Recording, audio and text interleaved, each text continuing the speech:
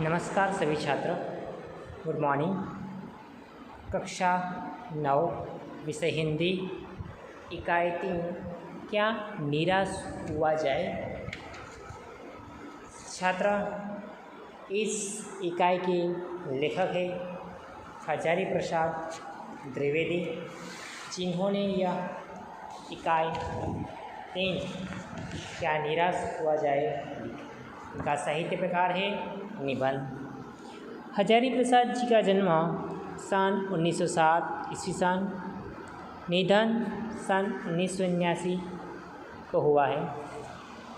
आचार्य हजारी प्रसाद द्विवेदी का जन्म बलिया उत्तर प्रदेश जिले के दुबे का छपरा नामक गांव में हुआ था। पारिवारिक परंपरा अनुसार संस्कृत का अध्ययन शुरू करके उन्होंने हिंदू काशी विश्वविद्यालय से ज्योतिषाचार्य की परीक्षा उत्तीर्ण की। उनके बाद गुरुदेव रविंद्रनाथ टैगोर के आश्रम में 1940 ईस्वी सन से 1950 तक हिंदी भवन के निर्देशक रहे। तत्पश्चात काशी हिंदू विश्वविद्यालय वाराणसी एवं पंजाब विश्वविद्यालय चंडीगढ़ में हिंदी विभाग के प्रोफेसर तथा अध्यक्ष के पद पर उन्होंने कार्य किया। भारत सरकार ने उन्हें पद्म भूषण की उपाधि से सम्मानित किया गया।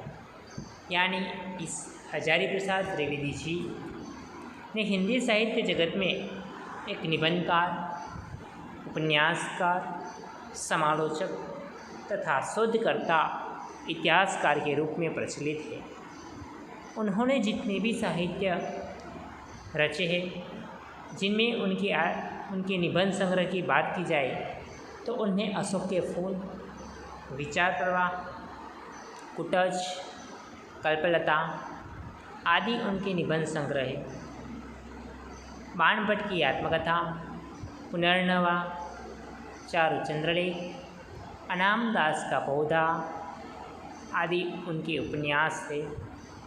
कबीर, सूरदास, हिंदी साहित्य का आदिकाल, साहित्य सहचर, हिंदी साहित्य उद्भव और विकास आदि उनकी आलोचना तथा इतिहास ग्रंथ है।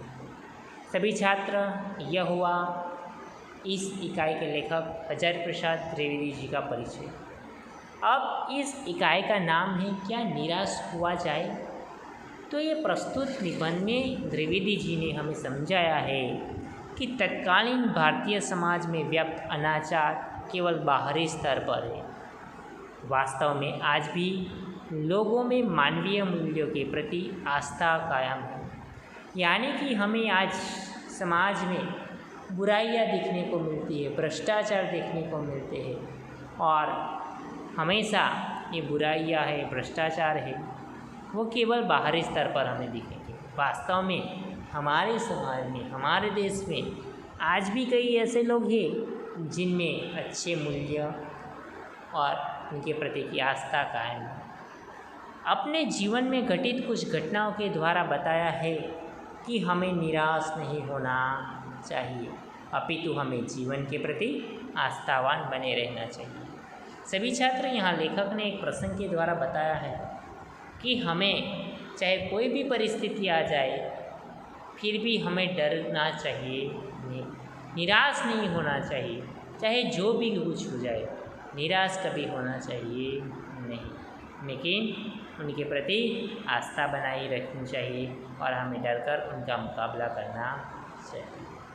हजारी प्रसाद जी ने समाज में कहा है कि अनेक बुराई आ गई, झूठ, बेईमानी, धोखेबाजी, भ्रष्टाचार आदि की घटनाओं से अखबार भरे रहते हैं। लेकिन इसका अर्थ यह नहीं कि समाज में अच्छी बातें नहीं हो रही, अच्छी भी बातें हो रही।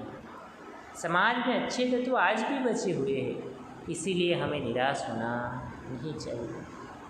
आज चारों तरफ हमें चोरी, ठगी, डकैती, तस्करी और भ्रष्टाचार की घटनाओं का बोलबाला है, लेकिन अखबार झूठी घटनाओं से भरे रहते।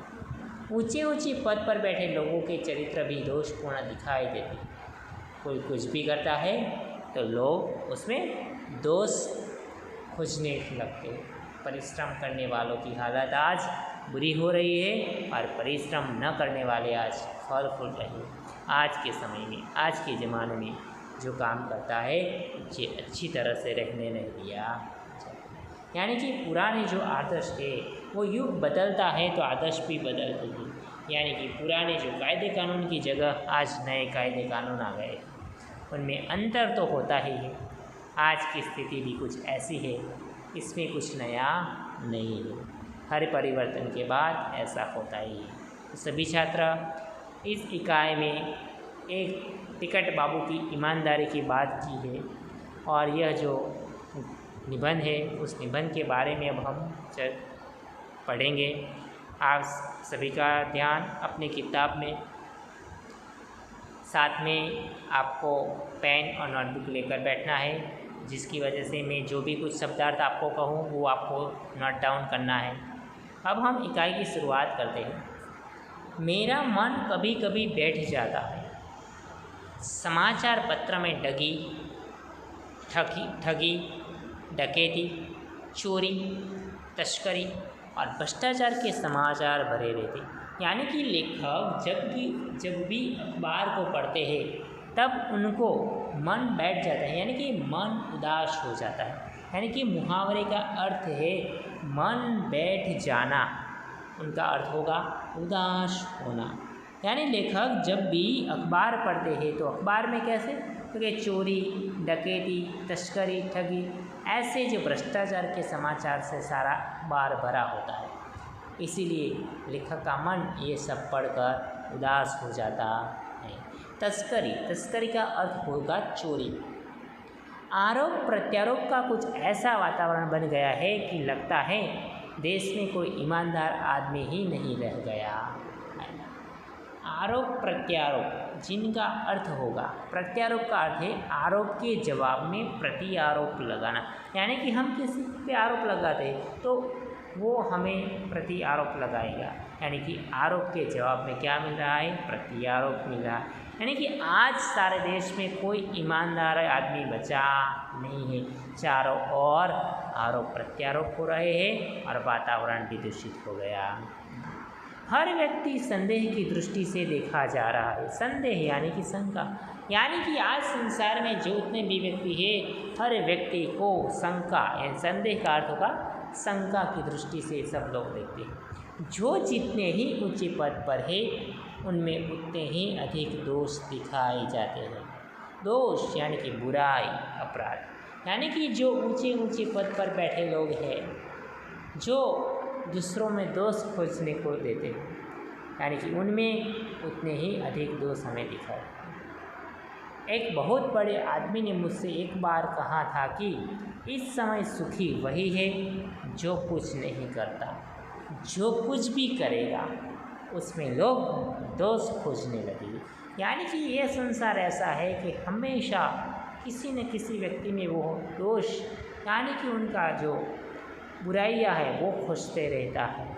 यानी कि वो आदमी वही सुखी है कि जो, कौन सुखी है कि जो कुछ भी नहीं करता, उसके सारे गुण भुला दिए जाएंगे और दोषों को बढ़ा चढ़ाकर चिल्लाया जाने लगा। यानी कि जो अच्छे व्यक्ति है, अच्छे व्यक्ति में कोई एक भी दोष यानी कि एक भी बुराई नज़र आती है तो उस बुराई को लोग बहुत ही फैला देते हैं, यानी कि उसको बढ़ा चढ़ाकर आगे दिखाया जाता है। लेकिन उनके जो सारे गुण हैं वो सारे गुणों को भुला दिया जाता है। दोष किस में नहीं होते, लेखक प्रश्न करते कि दोष किस में नहीं होते। इस संसार में जितने भी मनुष्य किसी न किसी में तो दोष यानी कि बुराइयाँ होती है। कोई भी व्यक्ति ऐसा नहीं होता है कि जिसमें कोई बुराइयाँ या तो कोई दोष नहीं हो। यही कारण है कि हर आदमी दोषी अधिक दिख रहा है, गुणी कम या बिल्कुल नहीं। यानी कि उसका कारण एक है कि व्यक्ति में जो दोष हमें एक भी दोष दिखाई देता है तो हम उनके दोषों को ही देखते हैं, उनमें जो गुण है वो गुण को देखते नहीं। स्थिति अगर ऐसी है तो निश्चय ही चिंता का विषय। यानी कि लेखक बता रहे यदि ऐसी ही स्थिति बनी रही, लोग एक दूसरे में बुराइयां यानी कि दोष खोजने लगेंगे और उसकी अच्छाई के बारे में नहीं भी सोचेंगे तो यह बहुत ही चिंता का विषय है। नेक्स्ट आगे, क्या यही भारतवर्ष? लेखक आश्चर्य में, क्या हमारा भारत देश, हमारा भारतवर्ष यही है जिसका सपना तिलक और गांधी ने देखा था? रविंद्रनाथ ठाकुर और मदन मोहन मालवीय का महान संस्कृत सभ्य भारतवर्ष किसी अतीत के गहराव में डूब गया। अतीत यानी कि भूतकाल, गहराव यानी कि गड्ढा, यानी कि बीता हुआ समय, यानी कि हमारे जो महान आदर्श है उन्होंने जिस भारतवर्ष का स्वप्न देखा था वह स्वप्न आज एक अतीत यानी कि भूतकाल में डूबा हुआ दिखता। आर्य और द्रविड़, हिंदू और मुसलमान, यूरोपीय और भारतीय आदर्शों की मिलन भूमि, महामानव समृद्ध क्या सूखी गया। यानी कि हमारी जो भूमि है वो बहुत ही पुरानी, हमारे आदर्श है जिनमें आर्य आए, द्रविड़ आए, हिंदू, मुस्लिम, यूरोपीय, भारतीय आदेशों की आज जो मिलन भूमि है वो लेखक को आज महामानव समुद्र में सूखती हुई नजर आती है। लेखक का मन यानी कि मेरा मन कहता है ऐसा हो नहीं सकता, हमारे महान मनुष्यों के सपनों का भारत है और रहेगा। लेखक कहते हैं कि मनुष्य यानी कि ज्ञानी, हमारे जो ज्ञानी है उनका जो भारतवर्ष है वो भारत का सपना मिट नहीं सकता, वो हमारा भारत देश रहेगा। यानी कि हमारे जो मनीषी, हमारे जो ज्ञानी पुरुष है उन्होंने जो स्वप्न देखा था हमारे महान ज्ञानियों ने, वो हमारे सपनों का भारत है और रहेगा। यह सही है कि इन दिनों में कुछ ऐसा माहौल बना है कि ईमानदारी से मेहनत करके जीविका चलाने वाले निरीह और भोले भोले श्रमजीवी पीस रहे हैं और झूठ तथा फरेब का रोजगार करने वाले फल फूल रहे हैं। माहौल यानी कि वातावरण, जीविका यानी कि रोजी, फरेब यानी कि धोखेबाज। यानी कि यहाँ लेखक कह रहे हैं कि आज ऐसा माहौल बन गया है कि जो ईमानदारी से लोग मेहनत करते हैं, जो लोग ईमानदारी से मेहनत करके अपनी जीविका यानी कि अपने जीवन का गुजरान चला रहे हैं, ऐसे भले भाले भोले लोग हैं जो भोले श्रमजीवी हैं वो पीस रहे, यानी कि वो दुखी हो रहे हैं। और जो झूठ लोग हैं, जो फरेब यानी धोखेबाज लोग हैं, जो रोजगार करने वाले यानी कि फरेब से, धोखेबाज से रोजगार करते हैं, वो आज कैसे हो रहे हैं कि विकसित हो रहे हैं, समृद्ध हो रहे हैं। यानी कि गरीब गरीब बनता जाता है और अमीर अमीर बनता जा रहा है। यहाँ मुहावरे का अर्थ है फलना फूलना, यानी कि विकसित होना अथवा तो समृद्ध। ईमानदार को मूर्खता का पर्याय समझा जाने लगा है। सच्चाई केवल भीरू और बेबस लोगों के हिस्से पड़ गई है। यानी कि जो सच्चाई है वो जो डरपोक लोग हैं, जो कायर, भीरू का मतलब होगा डरपोक या तो कायर, यानी कि यहाँ जो लोग ईमानदार लोग हैं वो ईमानदार को मूर्ख समझा जाता है। और सच्चाई केवल जो कायर लोग हैं, जो डरपोक लोग हैं, वो असहाय लोगों के हिस्से में है। ऐसी स्थिति में जीवन के महान मूल्यों के बारे में लोगों की आस्था ही हिलने लगी। यानी कि ऐसे जो लोग हैं, ऐसे जो लोग जो है उनको जो विश्वास है, आस्था यानी विश्वास, वो विश्वास जो डगमगाना लगा। परंतु ऊपर ऊपर जो कुछ दिखाई दे रहा है वह बहुत ही हाल की मनुष्य निर्मित नीतियों की त्रुटियों की देन है।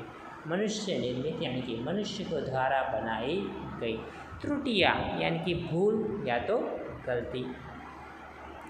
सदा मनुष्य बुद्धि नई परिस्थितियों का सामना करने के लिए नए सामाजिक विधि निषेधों को बनाती है। उनके ठीक साबित न होने पर उन्हें बदली जाती है। विधि निषेध यानी कि कोई काम करने और कराने का तरीका, यानी कि कोई काम करने या न करने का निर्देश।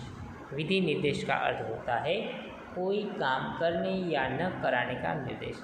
यानी कि जो विधि निषेध बनाए जाते हैं वो क्या है, ठीक साबित न होते हैं तो उन्हें बदल दिया जाता है। नियम और कानून सबके लिए बनाए जाते हैं, पर सबके लिए कभी कभी एक ही नियम शुभकर नहीं होते। सामाजिक कायदे कानून कभी युग युग से परीक्षित आदर्शों से टकराते, परीक्षित यानी कि कसौटी पर खरे उतरे हुए, यानी कि जो कायदे कानून बनाते हैं वो उसमें उस कसौटी में खरे उतरते हैं। ऐसे आदर्शों तो क्या करते हैं, कई लोग ऐसे आदर्शों को टकराते हैं। इससे ऊपरी सतह आलोड़ित होती है। आलोड़ित यानी आलोड़ना यानी कि मथना, पहले भी हुआ है आगे भी हुआ, यानी कई ऐसे लोग हैं जो कायदे कानून को मानते ही नहीं, उनके लिए वो कायदे कानून को ठुकरा देते हैं। ऐसे जो लोग हैं वो उसको कुछ भी फर्क पड़ता नहीं, यानी कि जो होगा पहले भी हुआ है और आगे भी होगा, उसे देखकर हताश हो जाना ठीक नहीं है। यानी कि ऐसे लोगों को, बेईमान लोगों को, ऐसे लोगों को देखकर हमें हताश नहीं होना है। भारतवर्ष ने कभी भी भौतिक वस्तुओं के संग्रह को बहुत अधिक महत्व नहीं दिया है। उसकी दृष्टि से मनुष्य के भीतर जो महान आंतरिक तत्व स्थिर भाव से बैठा हुआ है वही चरम और परम है। आंतरिक यानी कि भीतरी यानी कि अपने अंदर, स्थिर यानी कि अचल, यानी कि मनुष्य के अंदर जो आंतरिक भीतरी विचार है, जो तत्व है वो स्थिर है, उसको हमें डगमगाना चाहिए नहीं। लोभ, मोह, काम, क्रोध आदि विकार मनुष्य में स्वाभाविक रूप से विद्यमान रहते हैं। विद्यमान यानी कि उपस्थित, यानी कि लोभ है, मोह है, काम, क्रोध, ये सब मनुष्य की जो विकार है वो हमेशा मनुष्य में उपस्थित रहते हैं, पर उन्हें प्रधान शक्ति मान लेना और अपने मन में तथा बुद्धि को उन्हीं के इशारे पर छोड़ देना बहुत निकृष्ट आचरण है।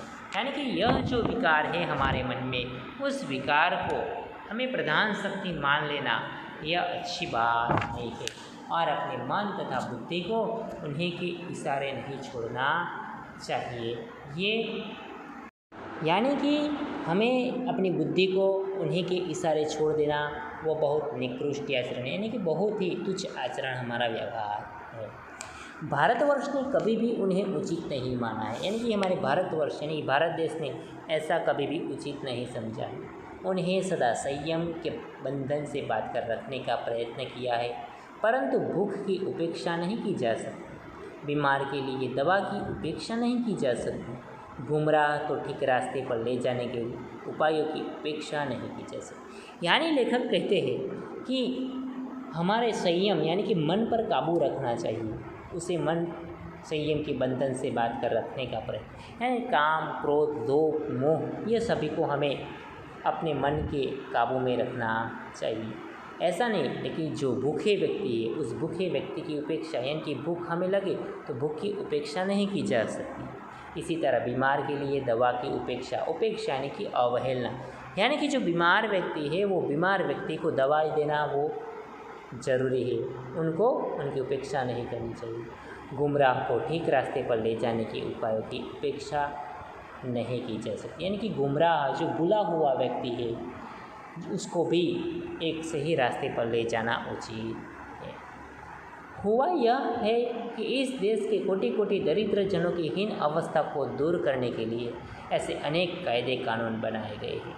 यानी कि हमारे देश में जो गरीब लोग हैं उस असंख्य सैकड़ों गरीब लोगों को उनकी गरीब यानी कि हीन यानी कि गरीब की अवस्था को दूर करने के लिए हमारी सरकार ने कई कायदे कानून बनाए हुए हैं, जो कृषि उद्योग, वाणिज्य, शिक्षा और स्वास्थ्य की स्थिति को अधिक उन्नत और सुचारू बनाने के लक्ष्य प्रेरित है। परंतु जिन लोगों को इन कार्य में लगना है उनका मन हर समय पवित्र नहीं होता। यानी कि दरिद्र जनों के लिए जो कायदे कानून बनाए, उनके लिए जो व्यवस्था की गई है, उस व्यवस्था में जिन लोगों को कार्य में लगाया गया है वो लोग का मन कैसा पवित्र नहीं है। यानी कि प्रायः वे ही लक्ष्य को भूल जाते हैं और अपनी ही सुख सुविधा की ओर ज़्यादा ध्यान देने लगते हैं। यानी ऐसे जो लोग हैं वो क्या करते हैं, दरिद्र जनों को दूर रखकर उनकी बात को भूलकर वो खुद अपने ही जेब भरने लगते हैं, वो अपने ही सुख सुविधा पर ध्यान देते हैं।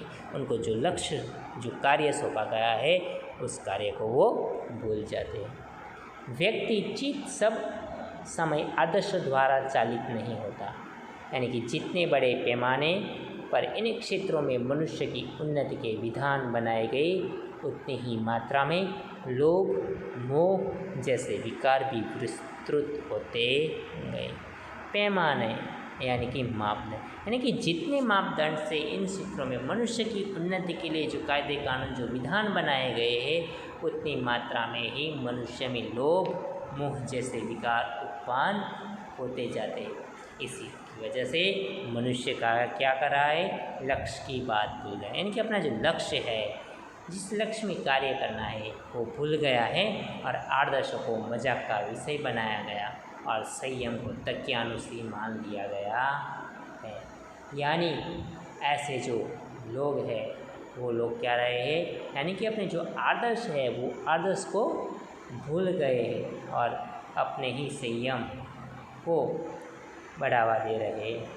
परिणाम जो होना था वह हो रहा है, यानी कि उनकी वजह से जो परिणाम आना है वो तो आता ही रहता है।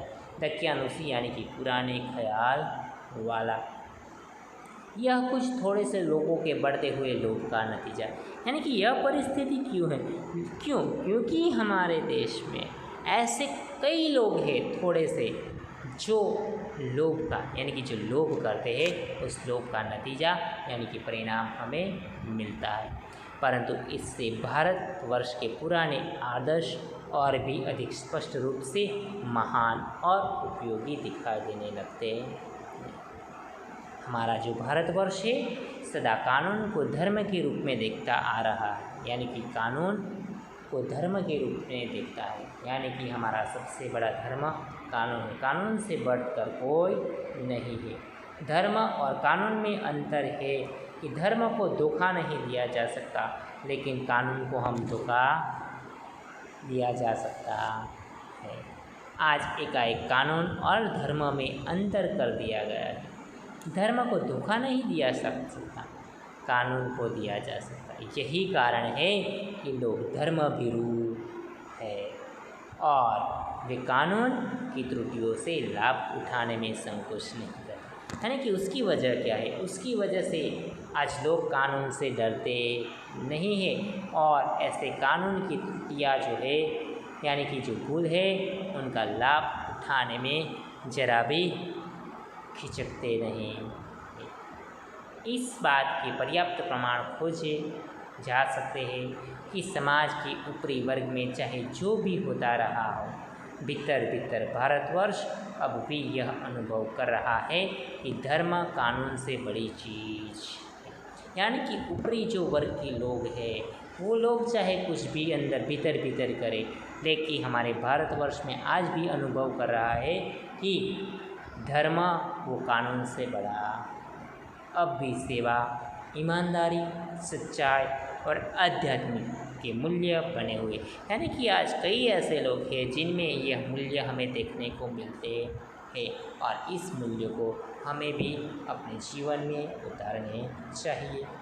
वे दब अवश्य गए, यानी कि जो सच्चाई है, जो ईमानदारी है, जो सेवा है, ऐसे मूल्य दब तो गए हैं लेकिन नष्ट नहीं हुए। आज भी कई ईमानदार लोग आज भी हमें देखने को मिलते। आज भी वह मनुष्य से प्रेम करता है, महिलाओं का सम्मान करता है, झूठ और चोरी को गलत समझता है, दूसरे को पीड़ा पहुंचाने को पाप समझता है। यह सभी आदर्श हमारे देश के मनुष्य में है। समाचार पत्रों में जो भ्रष्टाचार के प्रति इतना आक्रोश है वह यही साबित करता है कि हमें ऐसी चीज़ों को गलत समझते हैं और समाज से उन तत्वों की प्रतिष्ठा कम करना चाहते हैं जो गलत तरीके से धन या मान संग्रह करते हैं, यानी जो गलत तरीके से जो धन एकत्र करते हैं, जो मान गलत तरीके से लेते हैं, उनके विरुद्ध आज समाज में कई लोग हैं जो उनका विरोध देखने को मिलते हैं। हम भ्रष्टाचार के विरुद्ध जो समाचार पत्रों में पढ़ते हैं उससे हमें यह तो साबित होता है कि आज कई ऐसे ईमानदार लोग हमारे समाज में, हमारे देश में। दोषों का पर्दाफाश करना बुरी बात नहीं है। बुराई यह मालूम होती है कि किसी के आचरण के गलत पक्ष को उद्घाटित करते समय उसमें रस लिया जाता है और दोषोद्घाटन को एकमात्र कर्तव्य मान लिया जाता है। यानी कि लेखक कहते हैं कि हमें दोषों का पर्दाफाश करना चाहिए, यानी कि लोगों के समक्ष, कानून के समक्ष उस दोष को क्या करना चाहिए, सभी के सामने उसका पर्दाफाश करना चाहिए। बुराई यह मालूम होती है कि किसी के आचरण के गलत पक्ष को उद्घाटित करते समय उनमें रस लें। यानी कि बुराई क्या है, हमारी बुराई क्या है, हम गलत कब होंगे, जब जो लोग गलत करते हैं उस गलत व्यक्ति के आचरण को, गलत को सबके सामने उद्घाटित करना, सबके सामने लाना, वो हमारा फर्ज है। यदि कोई उस पक्ष को सबके सामने लाता है और उस पक्ष को उद्घाटित न करने में हम रस लेते हैं तो वो हमारी बुरी बात है। और दोषोद्घाटन को एकमात्र कर्तव्य मान लिया जाता है, यानी कि हमें ऐसे में रस लेना नहीं चाहिए, जिसका दोष है उस दोष को सबके सामने लाना चाहिए। यदि हम उस व्यक्ति के दोष को सबके सामने नहीं लाएंगे और उनमें उसको हम सभी के सामने नहीं लाएंगे तो वो हमारे लिए बहुत बुरा है। बुराई में रस लेना बुरी बात है, यानी कि हमें ऐसी बुराई बाबतों में रस लेना नहीं चाहिए। अच्छाई को उतना ही रस लेकर उजागर न करना और भी बुरी बात है। यदि किसी ने अच्छा कार्य किया है उसको, उस अच्छाई को हमें सबके सामने उजागर यानी कि प्रकाशित करना चाहिए कि उसने यह अच्छा काम किया है। इस अच्छाई को हम जितना भी उजागर करेंगे वो हमारे लिए अच्छी बात है। लेकिन हमें उसकी अच्छाई पता है तो भी हम उसमें रस नहीं लेते हैं और उसको उजागर नहीं करते हैं तो वो हमारे लिए और भी बुरी बात है। सैकड़ों घटनाएं ऐसी घटती है जिन्हें उजागर करने से लोग चित्त में अच्छाई के प्रति अच्छी भावना जगती है। आज भी कई ऐसी घटना घटती है, कई घटनाएं घटती है जो अच्छी भी है और बुरी भी है। तो अच्छाई वाली जो घटना है वो हमें लोगों के सामने लानी है और लोगों को दिखाना है कि आज भी हमारे समाज में, हमारे देश में ईमानदारी और अच्छाई है। लेखक ने एक प्रसंग है, उस प्रसंग के बारे में यहाँ हमें बताया है। तो एक बार रेलवे स्टेशन पर टिकट लेते हुए गलती से मैंने 10 के बजाय 100 रुपये का नोट दिया और मैं जल्दी जल्दी गाड़ी में आकर बैठ गया। यानी कि लेखक को जल्दबाजी थी, इसलिए रेलवे स्टेशन पर पहुंचते हैं, टिकट लेते हैं और टिकट लेकर 10 रुपये की बजाय 100 की नोट दे देते हैं और जल्दी जल्दी वो अपनी गाड़ी में जाकर बैठ जाते हैं। थोड़ी देर में टिकट बाबू उन दिनों में सेकंड क्लास के डिब्बे में हर आदमी का चेहरा पहचानता हुआ उपस्थित हुआ। यानी कि जो टिकट बाबू है जिनके पास से लेखक ने टिकट लिया था, वो टिकट बाबू रेलवे के सेकंड क्लास के डिब्बे में आता है और हर आदमी का चेहरा पहचानता है। उसने मुझे पहचान लिया और बड़ी विनम्रता के साथ मेरे हाथ में 90 रुपये रख दिए और बोला, यह बहुत गलती हो गई, आपने भी नहीं देखा, मैंने भी नहीं देखा। उनके चेहरे पर विचित्र संतोष की जो गरिमा थी, मैं चकित रह। यानी कि उनके चेहरे पर जो खुशी का माहौल था वो देखकर मैं चकित हो गया, आश्चर्य में पड़ गया।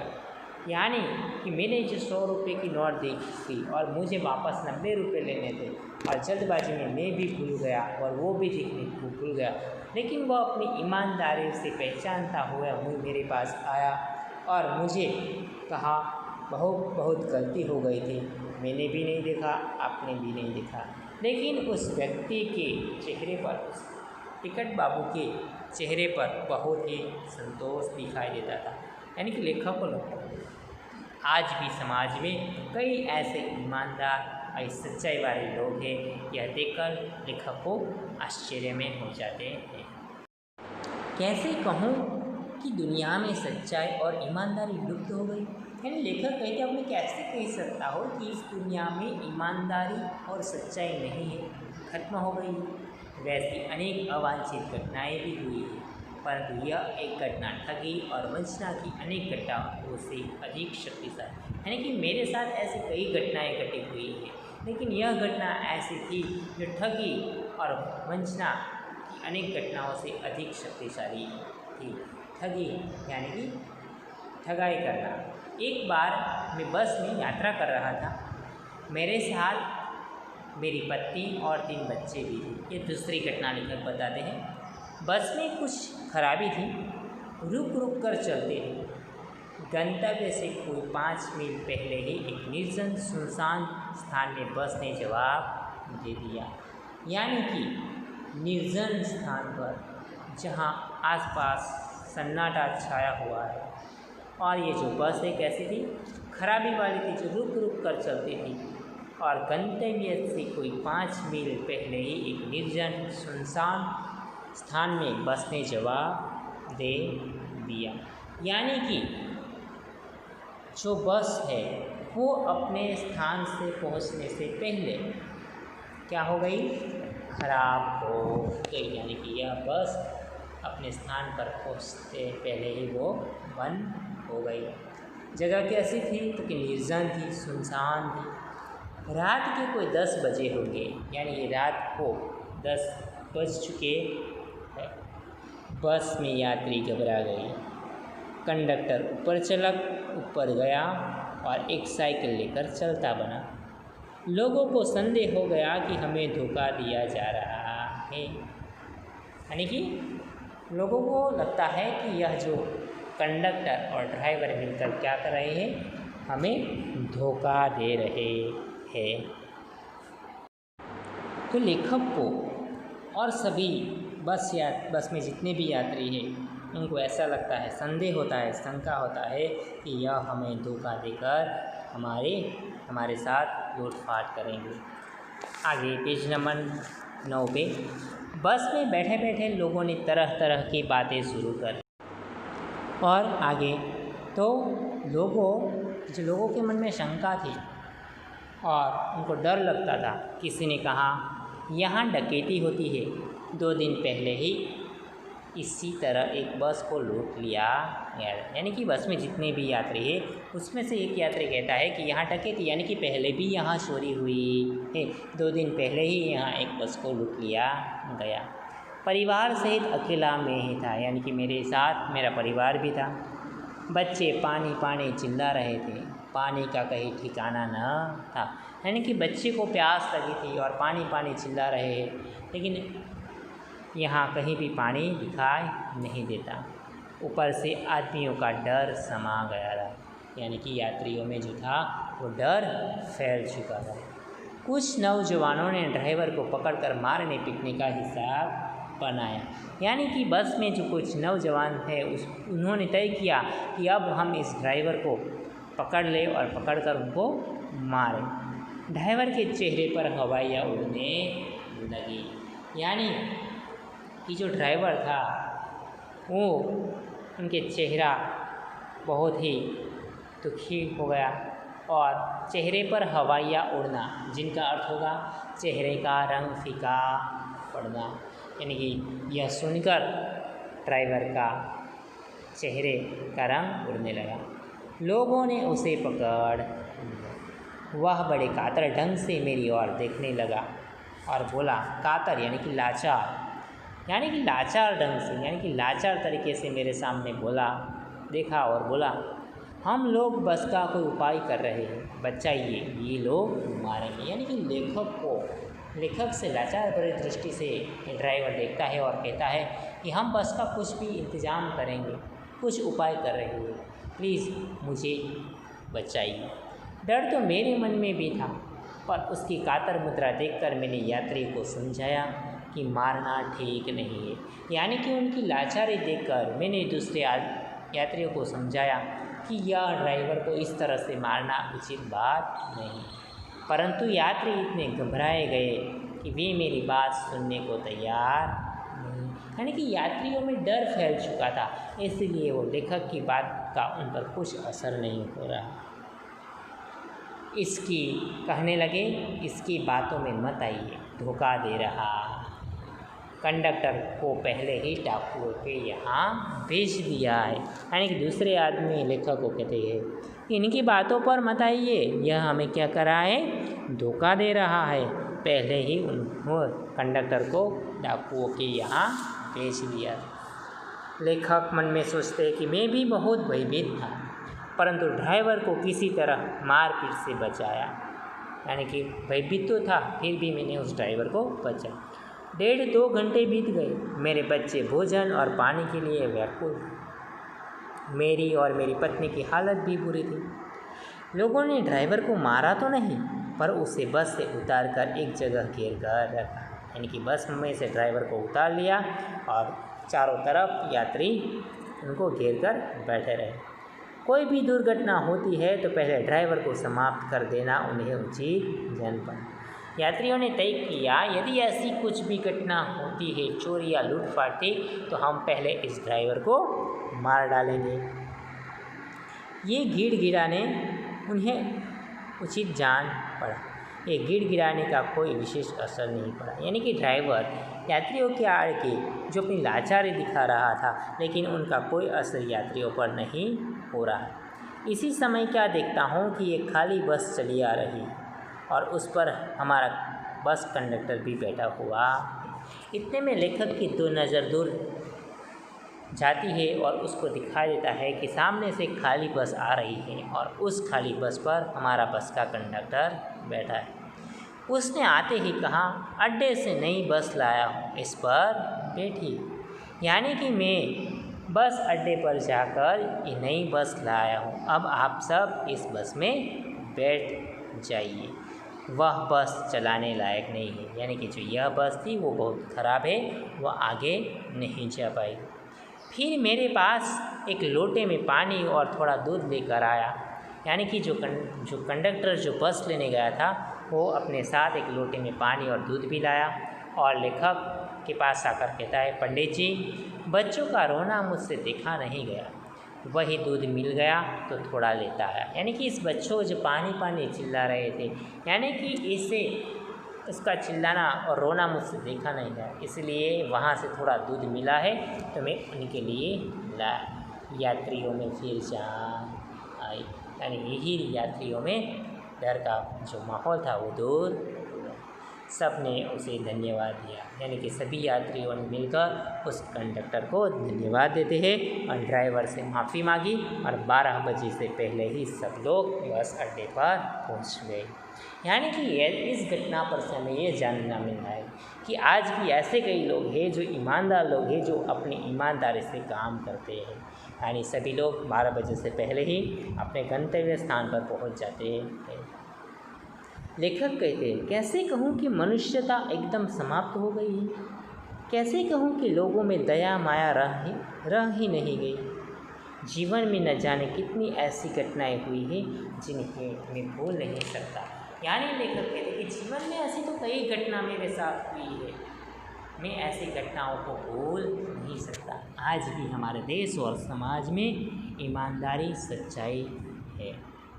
ठगा भी गया हूँ, यानी कि कोई जगह में ठगा भी गया हूँ, धोखा भी खाया है मैंने, परंतु बहुत कम स्थलों पर विश्वासघात नाम की चीज़ मिलती है।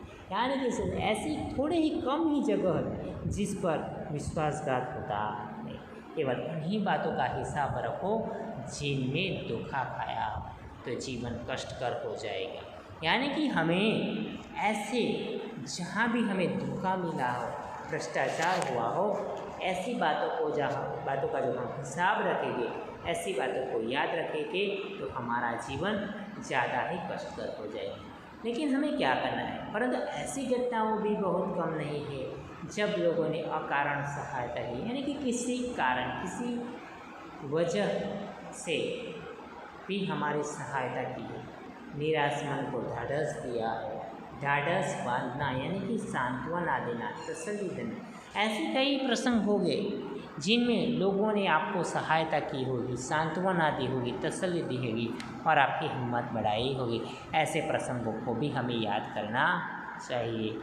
कविवर रविंद्रनाथ ठाकुर ने अपने प्रार्थना गीत में भगवान से प्रार्थना की थी कि संसार में केवल नुकसान ही उठाना पड़े, धोखा ही खाना पड़े, तो ऐसे अवसरों पर भी हे प्रभु मुझे ऐसी शक्ति दो कि मैं तुम्हारे ऊपर संदेह न करूं। यानी कि इस संसार में मुझे ऐसी कोई भी परिस्थिति आ जाए जिसमें मुझे विश्वासघात हो, मेरे साथ मुझे धोखा खाना पड़े, मुझे नुकसान उठाना पड़े, तो भी ऐसे अवसरों पर मैं प्रभु आपके ऊपर कोई भी संदेह या शंका न करूं, ऐसे मैं वो भगवान से प्रार्थना करते हैं।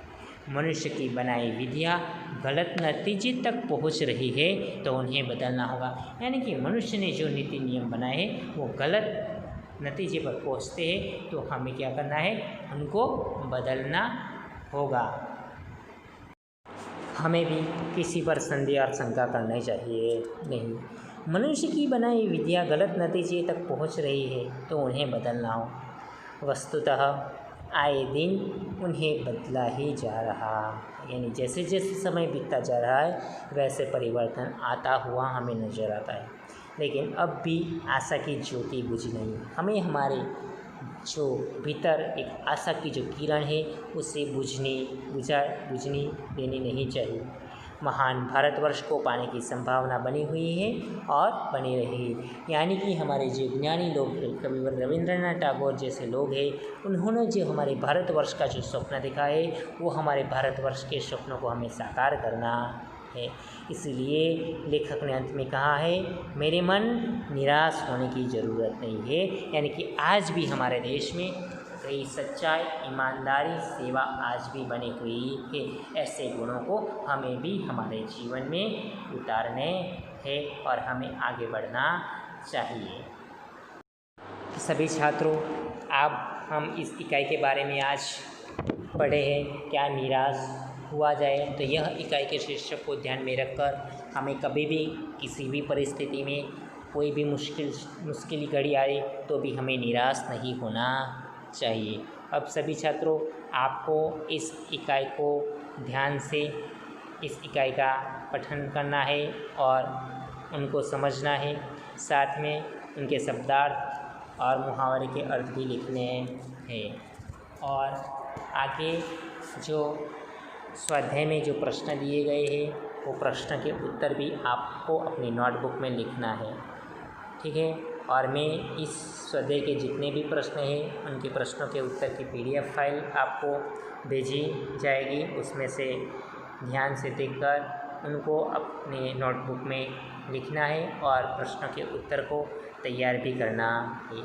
यहाँ हमारी जो इकाई 3 है यहाँ हम समाप्त करते हैं। जय हिंद, जय भारत।